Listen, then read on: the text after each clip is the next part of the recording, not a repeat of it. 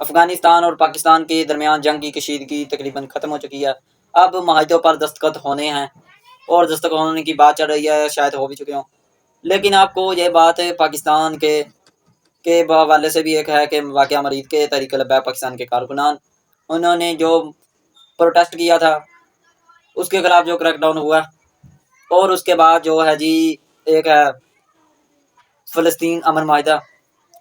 جو ہوا ہے، اس کے متعلق بھی آپ کو بات کرنی ہے۔ اس سے پہلے آپ ہمارے چینل کو لائک اور ویڈیو کو لائک اور چینل کو سبسکرائب کر لیں۔ وقت کی آنکھ ماضی سے حال تک آپ کو یہ بات بتاتے ہیں کہ پہلے ہم بات کرتے ہیں افغانستان کی۔ افغانستان کے کچھ دہشت گرد ہیں افغانستان میں، اس کے بدلے پورے افغانستان کو دہشت گرد کہنا غلط نہیں ہوگا، ہاں کچھ ہیں ان کو ختم کیا جائے، ختم کرنا بھی چاہیے۔ دہشت گردی ضروری بھی اچھی بات نہیں ہے۔ اور اس کے بعد جو ہے جی حماس پہلے سب کو آپ کو بتا دیں کہ حماس ایک ایسی فوج ہے جو اسرائیل کے خلاف فلسطین کے حق میں لڑتی ہے، اور اس کے بارے میں اس فوج پر یہ الزام لگایا گیا کہ اسرائیل کی جانب سے کہ وہ جنگی معاہدے کی خلاف ورزی کرتی ہے، حالانکہ پوری دنیا کو پتہ ہے کہ جو ہے اسرائیل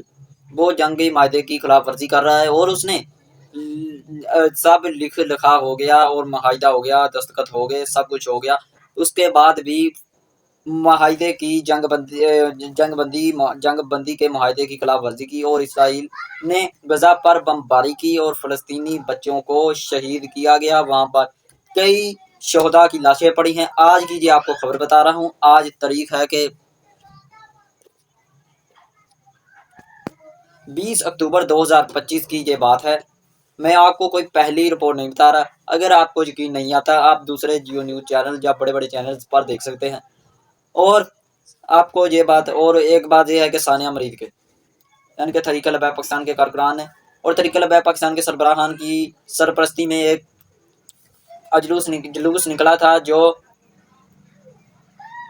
جس کا مقصد یہ تھا کہ امریکہ ایمبیسی کے سامنے جا کر